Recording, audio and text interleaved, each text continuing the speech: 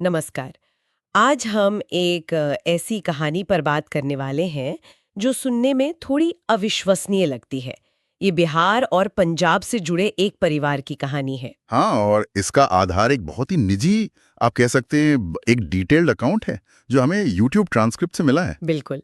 और ये कहानी बताती है कि कैसे पड़ोसियों और रिश्तेदारों के बीच पैसों को लेकर एक छोटा सा झगड़ा शुरू हुआ। और फिर वो बढ़ते बढ़ते कथित तौर पर काले जादू, आत्माओं के कब्जे और मतलब पीढ़ियों तक चलने वाली एक भयानक अलौकिक प्रताड़ना में बदल गया। तो आज हम इसी कहानी की परतों को खोलने की कोशिश करेंगे।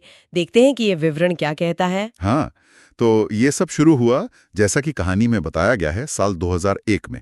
करीब 20,000 रुपए की चोरी हुई थी घर में। अच्छा। और परिवार को शक था कि ये काम या तो पड़ोसियों का है या फिर कुछ रिश्तेदारों का। हम्म। फिर उन्होंने अपनी एक गुरु माँ से पूछा और कहते हैं कि गुरु माँ ने चोर का नाम भी बता दिया। हाँ। इससे तो फिर तनाव और बढ़ गया होगा। जाहिर है। और फिर कहानी के हिसाब से बात और तब बिगड़ी जब परिवार के मुखिया मतलब विवेक के पिता ने शायद नशे में पड़ोसियों को कुछ बुरा भला कह दिया। हाँ, और फिर कहते हैं कि बदला लेने के लिए पड़ोसियों ने विवेक की माँ पर मारण क्रिया करवा दी। मारण क्रिया मतलब वो जान लेने वाली तांत्रिक क्रिया। बिल्कुल। और इसके बाद माँ की हालत वाकई बहुत बिगड़ने लगी, इतनी कि डॉक्टरों ने भी एक तरह से जवाब दे दिया। ओह, यहीं से फिर मामला पूरी तरह दूसरी दिशा में चला गया होगा। हाँ, यहीं से वो अलौकिक वाला एंगल शुरू होता है।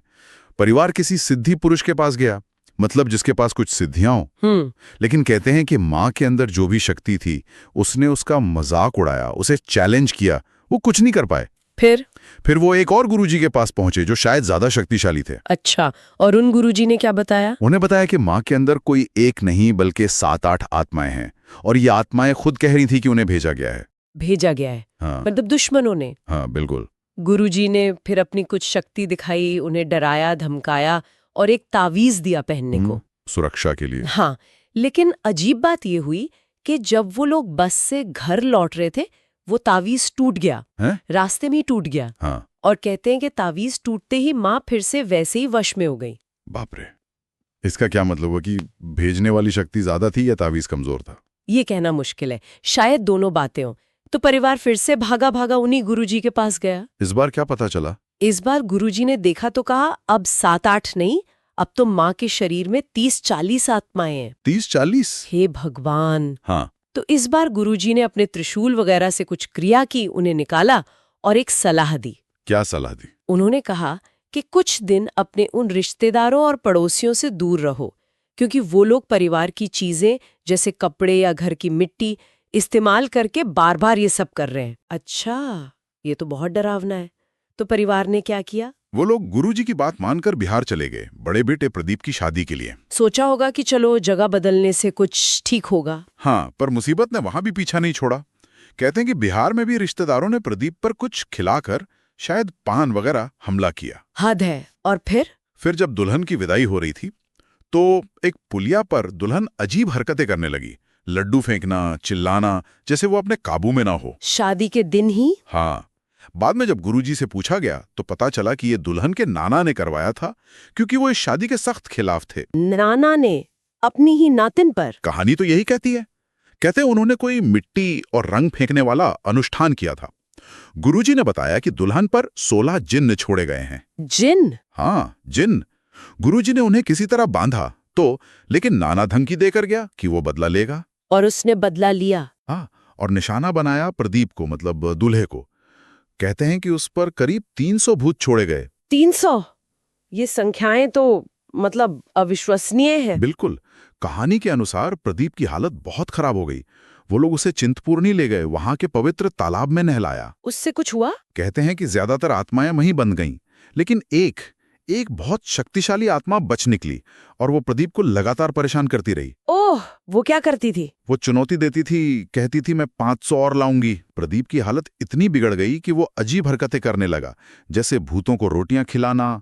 एक बार तो दोस्तों ने उसे जंजीरों से बांधने की कोशिश की तो कहते हैं उसने लोहे की जंजीरें तोड़ दी। बाप रे, मतलब उसके अंदर इतनी शक्ति आ गई थी, या वो आत्मा की शक्ति थी? ये कहना मुश्किल है, पर यह सब कहानी का हिस्सा है। फिर एक और दुखद मोड़ आया। परिवार को पता चला कि जिन गुरुजी से वो मदद ले रहे थे, उनकी मृत्यु हो गई। ओह, कैसे? परिवार को शक था कि ये उन्हीं दुश्मनों का काम है, शायद उन्होंने ही मरवा दिया। लेकिन फिर उनका सहारा तो खत्म हो गया। हाँ, लेकिन कहानी यहाँ और उलझ जाती है। कहते हैं कि मरने के बाद गुरुजी की आत्मा प्रदीप के शरीर में आई। क्या? गुरुजी की आत्मा? हाँ, और उसने बताया कि दुश्मनों ने उसे भी मरने के बाद बांध लिया है, लेकिन वो फिर भी उनकी मदद करने की कोशिश कर रहा है। उसने विवेक के लिए भी चेतावनी दी। ये तो बहुत ही अजीब बात है, रक्षक खुद बंधा हुआ है। और कहानी ये भी बताती है कि गुरुजी की आत्मा ने बदला भी लिया। कहते हैं कि उसने 2 पड़ोसियों की मौत करवा दी। बाद में वही आत्मा माँ के शरीर में भी आई और फिर वही बात कही कि मैं बंधा हुआ हूँ पर रक्षा कर रहा हूँ। मतलब गुरुजी की आत्मा एक तरह से खुद भी फंसी हुई है और बदला भी ले रही है। बिल्कुल, ये कहानी के नैतिक पहलू को और भी जटिल बना देता है। और इस विवरण के अनुसार ये लड़ाई आज तक, मतलब 2025 तक भी चल रही है। इतने साल? परिवार का क्या हाल है? परिवार पूरी तरह बर्बाद हो चुका है। आर्थिक रूप से देखें तो करीब 50 लाख रुपए खर्च हो चुके हैं। जमीन जायदाद सब बिक गया है। और मानसिक रूप से तो जो गुजरी होगी। बिल्कुल, कोई समाधान नहीं मिला है। गुरुजी भी कथित तौर पर बंधे हुए हैं। परिवार, खासकर विवेक, पूरी तरह से नाउम्मीद है। वो अपने जीवन को समाप्त करने तक की सोचने लगा है, ऐसा विवरण में कहा गया है। ये सुन के रोंगटे खड़े हो जाते हैं। ये पूरी कहानी यही दिखाती है कि कैसे एक छोटा सा आपसी झगड़ा, अगर उसमें काला जादू और ऐसी शक्तियों का एंगल आ जाए, तो वो एक परिवार के लिए दशकों लंबी तबाही का कारण बन सकता है। हाँ, आर्थिक, मानसिक, सामाजिक, हर तरह की तबाही। और ये उस गहरी लाचारी को भी दिखाता है कि जब आपके माने हुए आध्यात्मिक रक्षक या सहारे भी या तो नाकाम हो जाएं या खुद ही दुश्मन के काबू में आ जाएं, तो इंसान कहाँ जाए? ये वाकई एक बहुत बड़ा सवाल है। जब लड़ाई इस दुनिया की सीमाओं से परे चली जाए, उन शक्तियों से हो जिन्हें हम अलौकिक कहते हैं, तो समाधान कहाँ मिलेगा? खासकर तब जब पारंपरिक रास्ते, डॉक्टर या फिर आध्यात्मिक गुरु सब या तो बेअसर लगे या खुद ही फंसे हुए हों। और ये उन विश्वास प्रणालियों पर भी सवाल उठाता है जहां रक्षक खुद पीड़ित बन सकता है या बेअसर हो सकता है। ये सोचने वाली बात है कि ऐसी स्थिति में